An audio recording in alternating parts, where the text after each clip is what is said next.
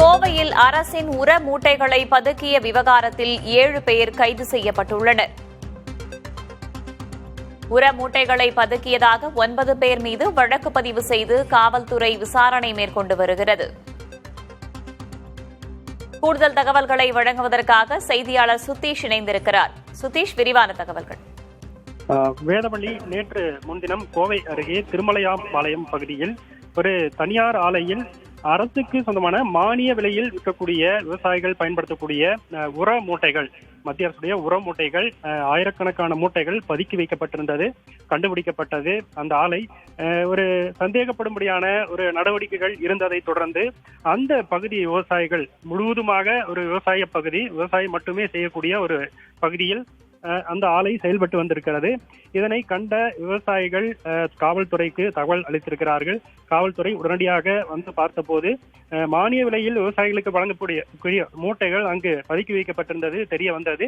இதனைத் தொடர்ந்து அது தொடர்பான வேளாண் துறை, வருவாய்த்துறை, உணவு பாதுகாப்புத்துறை உள்ளிட்ட பல்வேறு துறை அதிகாரிகளுக்கும் இந்த விசாரணையை மேற்கொள்வதற்கான வாய்ப்புகள் இருந்ததை அடுத்து காவல்துறை அந்த தகவலை பகிர்ந்தது. அதனைத் தொடர்ந்து வேளாண் துறை இணை இயக்குனர் தமிழ்செல்வி தலைமையில் உணவு பாதுகாப்புத்துறை அதிகாரிகள், வருவாய்த்துறை அதிகாரிகள், வணிக வரித்துறை அதிகாரிகள், காவல்துறை என 7 துறை அதிகாரிகள் சம்பவ இடத்தில் தொடர்ச்சியாக அந்த பகுதியை ஆய்வு செய்து, அந்த ஆலையை ஆய்வு செய்து விசாரணை மேற்கொண்டார்கள். அதில் முழுவதுமாக அரசுக்கு சொந்தமான மானிய விலை உர மூட்டைகள் பதுக்கி வைக்கப்பட்டிருந்தது சட்டவிரோதமாக அந்த ஆலை செயல்பட்டு வந்ததும் கண்டுபிடிக்கப்பட்டது. அதனைத் தொடர்ந்து விசாரணைக்கு பிறகு அந்த ஆலை தற்போது சீல் வைக்கப்பட்டு மூடப்பட்டிருக்கிறது. அதே போல திருமலையாம்பாளையம் பகுதிக்கு அடுத்து ஒரு 2 கிலோமீட்டர் தொலைவில் இருக்கக்கூடிய ரொட்டிகவுண்டனூர் பகுதியிலும் அதே போல ஒரு ஆலை செயல்பட்டு வந்ததும் அந்த ஆலையில் விவசாய பயன்பாட்டிற்கான மானிய விலை உரங்கள் பதுக்கி வைக்கப்பட்டிருந்ததும் கண்டுபிடிக்கப்பட்டது. அந்த ஆலையிலும் அதிகாரிகள் தொடர்ச்சியான விசாரணை மேற்கொண்டு அந்த ஆலைக்கு சீல் வைத்திருக்கிறார்கள். இதன் அடிப்படையில் மாவட்ட ஆட்சியருக்கு தகவல் கொடுக்கப்பட்டதன் அடிப்படையில் சிறப்பு குழு அமைக்கப்பட்டு இது விசாரணை மேற்கொள்ளப்படும் என்று அவர் தெரிவித்திருந்தார். அதன் அடிப்படையில் சிறப்பு குழு அந்த பதுக்கல் தொடர்பான முழு விவரங்களை சேகரித்து விசாரணை மேற்கொண்டு வருகிறார்கள்.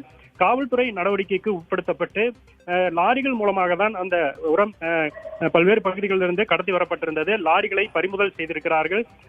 அதோடு அங்கு லாரியில் ஓட்டுநர்களும் தற்போது கைது செய்யப்பட்டிருக்கிறார்கள். இந்த கைது நடவடிக்கையில் 9 பேர் மீது வழக்கு பதிவு செய்யப்பட்டிருக்கிறது. அந்த ஆலையை இயக்கி வந்த ஆசிப் அலி, முகமது ஜாக்கிர் இவர்கள் இருவர் தான் ஆலையை இயக்கி வந்திருக்கிறார்கள். இவர்கள் 2 பேர் உட்பட 9 பேர் மீது வழக்கு பதிவு செய்யப்பட்டு 7 பேர் தற்போது கைது நடவடிக்கைக்கு ஆளாக்கப்பட்டிருக்கிறார்கள். மேலும் இது குறித்த முழுமையான விசாரணையை மேற்கொள்ளப்படும் என்று மாவட்ட ஆட்சியர் பவன்குமார் கிரியப்பனார் புதிய தலைமுறைக்கு தகவல் தெரிவித்திருக்கிறார். இதன் அடிப்படையில் தொடர்ச்சியான விசாரணைகள் பல்வேறு பகுதிகளில், ஏதேனும் மற்ற பகுதிகளில் இந்த உரமூட்டைகள் பதுக்கல் இருக்கிறதா என்ற ஒரு ஆய்வும் விசாரணையும் தற்போது நடைபெற்று வருகிறது. வேதவள்ளி, விரிவான தகவல்களுக்கு நன்றி சுதீஷ்.